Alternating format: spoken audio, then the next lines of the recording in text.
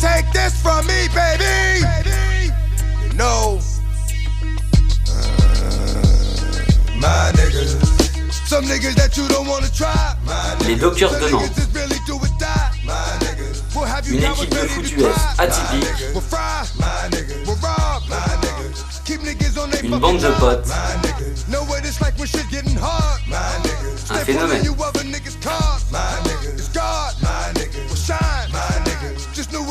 Véritable révélation de la saison 2004 du Casque d'Or, cette équipe en a surpris plus d'un en étant invaincue et solidement ancrée à la première place de la poule Nord à la mi-saison.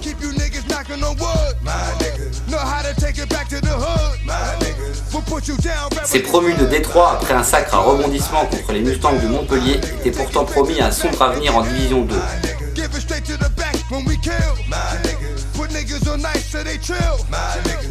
On les disait inexpérimentés et un peu légers, mais cette équipe a pourtant défait un à un les prétendants au titre de champion, prouvant ses qualités de cœur et de solidarité.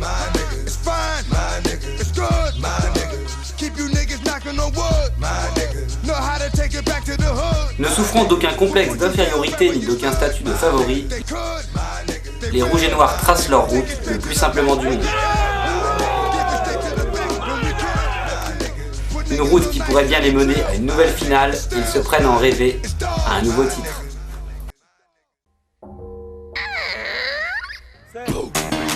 Pour beaucoup, les Dockers sont avant tout synonymes d'une grosse défense. Et même si en cette première année de Casque d'Or elle est un peu moins efficace que la saison passée, niveau de jeu oblige, il est vrai qu'elle demeure la principale clé de voûte de l'impressionnante réussite nantaise. Une défense collective qui privilégie souvent l'efficacité au gros jeu, redoutable au sol, notamment grâce à une première ligne massive et mobile. Cette défense est menée par le meilleur deuxième rideau du pays, un trio de linebackers rapides et puissants, une étonnante complémentarité guidée par l'inarrêtable Emmanuel Daniello, meilleur plaqueur du club depuis 2 saisons. Il est remarquablement épaulé par le revenant Éric Tramusset, tiré prématurément de sa retraite footballistique, et Sylvain Guégan, l'homme araignée, l'outside linebacker le plus vif de la côte ouest.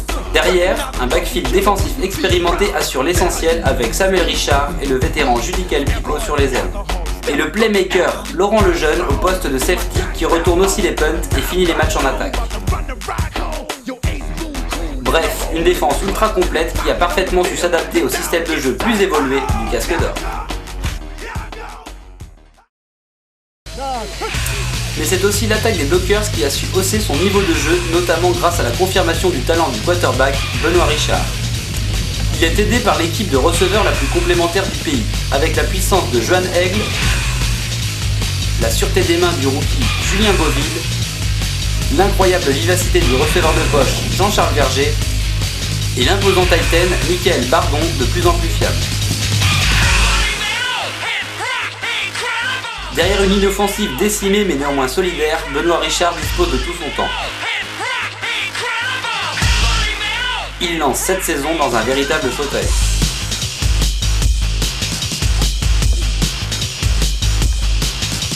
C'est ensuite la puissance de bras légendaire du numéro 16 et la précision des tracés de ses receveurs qui font la différence.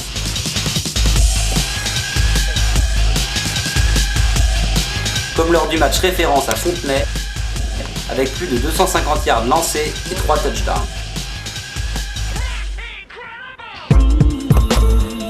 Mais cette année encore, la principale menace en attaque côté rouge et noir est marquée du numéro 30. Et les jeunes fans ne s'y trompent pas. Après 2 matchs de chauffe, le running back Christophe Lacan réalise une nouvelle fois une saison titanesque.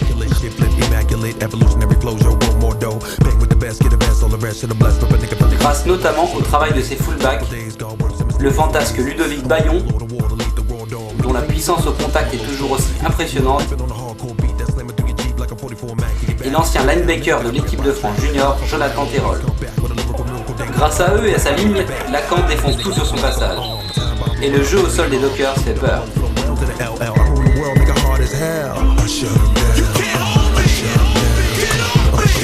Ajoutez à cela le kicker scoreur le plus prolifique de toute la ligue,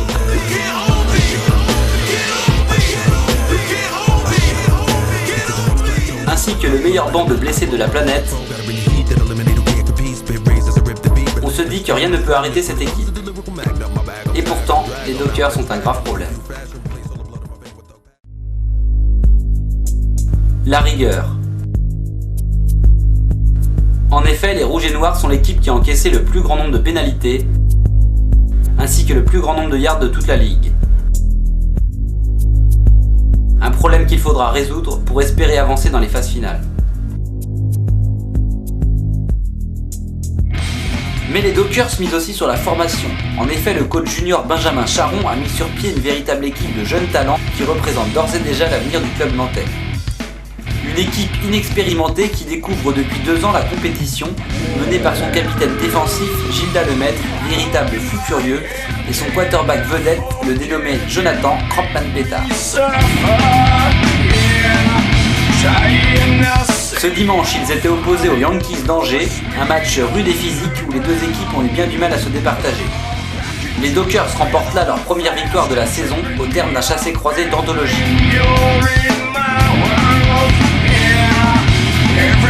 Grâce notamment à leur QB Crampman, auteur d'un slalom mémorable au milieu de la défense adverse,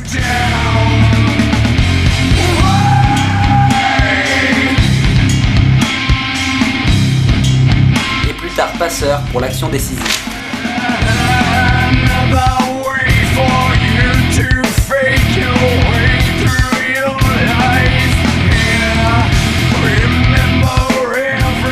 Un touchdown de 70 yards de François Gagné qui porte les siens à la victoire et marque là son 2e essai de la journée malgré un état physique douteux au début du match.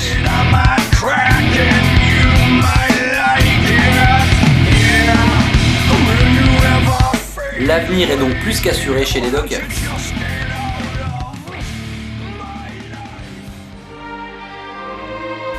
Toutes les conditions étaient donc réunies en ce dimanche de match où le leader de la poule Nord recevait le 3e, des Météores revanchards en état de grâce depuis quelques matchs. Avant le début de la rencontre, les visages sont tendus côté Dockers, les débuts de match généralement calamiteux de l'équipe sont visiblement dans toutes les têtes.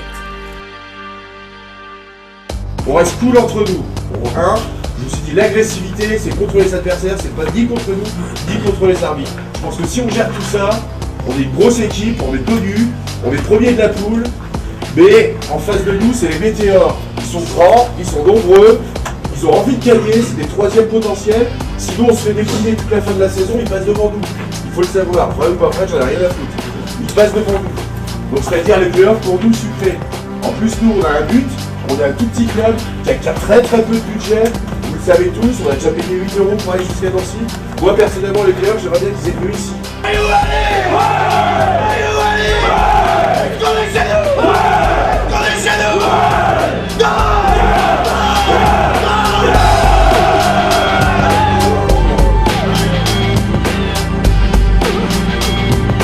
Remontés par leur capitaine, les Dockers rentrent sur le terrain la rage au ventre, acclamés par le public.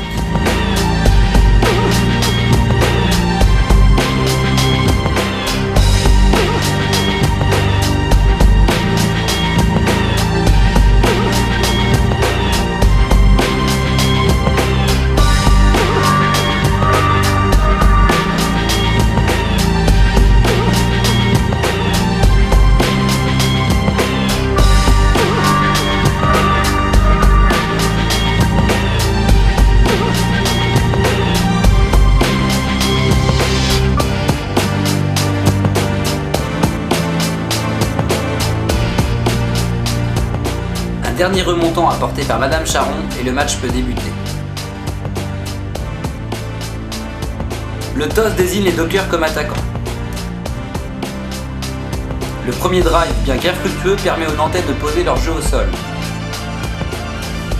Idem pour les Météores qui commettent pourtant un fumble au bout de quelques actions. Fumble récupéré par un Eric Tramuzet des grands jours. Malheureusement, les Dockers manquent la possibilité de transformer cette erreur adverse. Les Météores repartent donc de plus belle, imposant leur puissance plein centre au sol. Le premier coup dur dans ce match est la blessure de Michael Bardon, le Titan des Dockers, sur un plaquage. Sur l'action qui suit, le running back des Météores perd son 2e ballon de la journée, un ballon récupéré par Emmanuel Danilo, le leader charismatique de l'équipe, qui encourage alors l'offense à hausser son niveau de jeu. Comme pour prouver à sa défense qu'elle est à la hauteur, l'attaque Dockers rentre sur le terrain déterminée à marquer. Ludovic Bayon convertit alors une troisième tentative décisive sur une course de 10 yards. Et Benoît Richard se connecte plein centre avec le rookie Julien Beauville pour un superbe catch dans le trafic.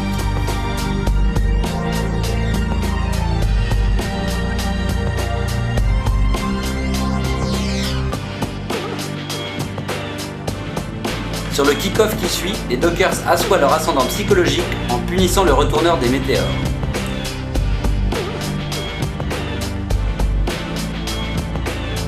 Malheureusement, ce sera la dernière belle action défensive du deuxième quart-temps côté Dockers, les fautes se succédant à n'en plus finir. Les Météores mettent alors en place leur jeu de passe courte avec succès et se montrent de plus en plus dangereux. Pendant ce temps, les Flags continuent de pleuvoir pour les Rouges. Le running back des Météores conclut alors le drive par un touchdown au sol tout en puissance.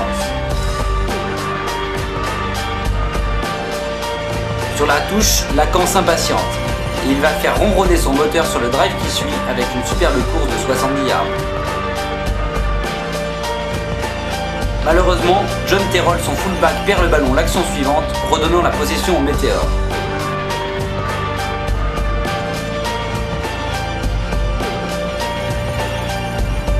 Mais Samuel Richard intercepte Franco dans la foulée, redevenant l'espace d'un instant l'intercepteur fou de la saison du titre en Détroit et relançant son attaque hésitante. Christophe Lacan monte en régime et perfore une nouvelle fois la défense de Fontenay sur une course latérale de folie. Mais les fautes rouges et noires font encore et toujours reculer les Docs.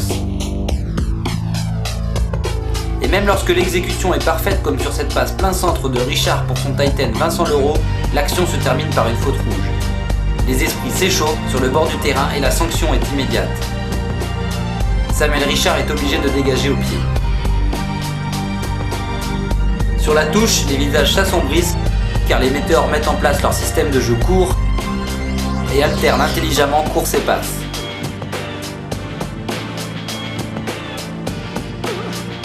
La défense anti-aérienne Dockers répond présente à plusieurs reprises, privant les Blancs d'un touchdown qui leur tendait les bras. Les yeux se tournent alors vers les playmakers Jean-Charles Verger et Laurent Lejeune, mais le backfield défensif des Météores est décidé à ne rien encaisser avant la pause.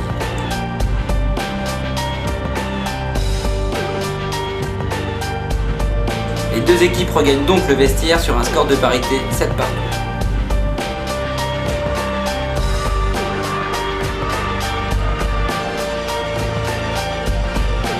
À l'image de son habituel sauveur, les Dockers semblent chercher une réponse. Donc là on va rentrer sur le deuxième mi-temps. La deuxième mi-temps d'habitude nous la jouons bien. Là je vais croire que non parce qu'on est mal parti. Il y a 7-7, le match n'est pas fini. On s'est battu tout seul au deuxième quart-temps. Maintenant on va se battre tous ensemble pour les deux prochains quart-temps qui suivent. Pour le troisième et le quatrième. Si on se prend des yards de pénalité, c'est pas grave. Notre attaque, elle est capable de remonter le terrain. Donc on s'énerve plus, on reste cool, c'est la dernière chose que j'aime. Je m'en soft, je m'en cool et ça ira droit au but. Faut pas s'énerver ça. De retour des vestiaires, les Dockers se reconcentrent et se préparent à mettre en jeu.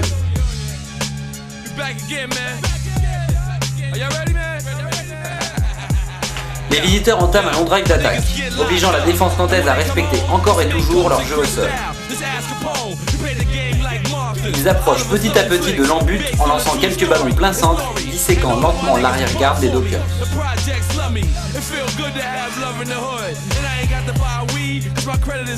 Franco clôt lui-même le drive en adressant une spirale parfaite pour son receveur dans le coin de l'embut.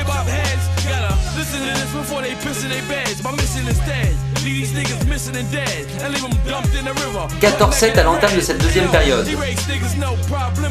Les Nantais ont eux un peu plus de mal à la passe, à l'image de leur receveur Jean-Charles Verger, serré de près par son vis-à-vis. On revient donc aux bases avec un Lacan plus fort que jamais qui passe une nouvelle fois la barre des 100 yards sur une rencontre avec ce fantastique slalom sur l'aile gauche.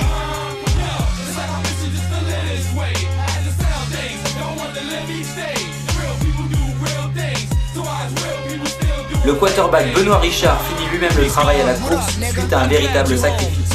14 partout. Sur le drive suivant, la défense rouge et noire prend le relais et se durcit sévèrement. Mais les météores se battent et progressent inexorablement vers l'embut adverse, toujours grâce à leur système de jeu cool.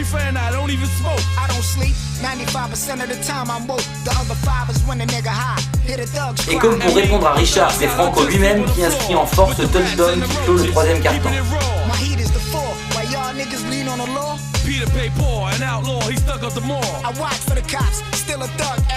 Mais cette fois, le coup de pied des météores est contré, ne portant leur avance qu'à 6 points. Dans le quatrième quart, Benoît Richard manque de peu de mettre fin à ce suspense en se faisant intercepter. Puis les Dockers bénéficient d'un coup de pouce, une évidente interférence sur une passe longue. Lacan prend le relais et offre un first down décisif sur une énième troisième tentative, offrant à son quarterback l'occasion de trouver son tight end Vincent Laureau, seul au milieu de la défense adverse pour le touchdown de l'égalisation.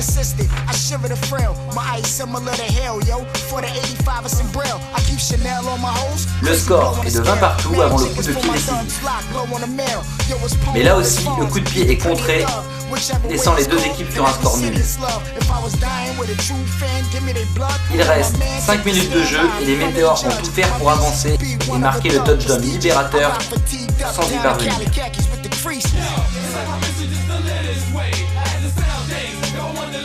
Obligés de se dégager, ils vont même se faire une dernière frayeur sur un snap difficilement contrôlé.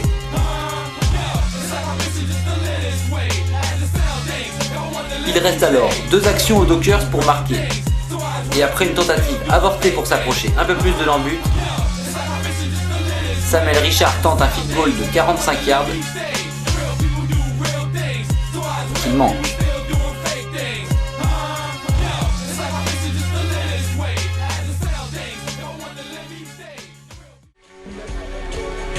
La journée se finit donc sur un score nul, 20 partout, tellement frustrant mais tellement logique au vu du match. Mais au-delà du score, que restera-t-il de cet après-midi de football américain? Quelques souvenirs, quelques poignées de main, de l'herbe et de la terre, et quelques blessures aussi.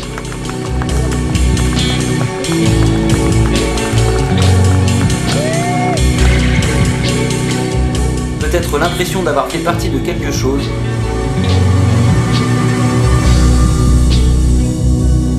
d'avoir vécu un moment différent et de l'avoir partagé.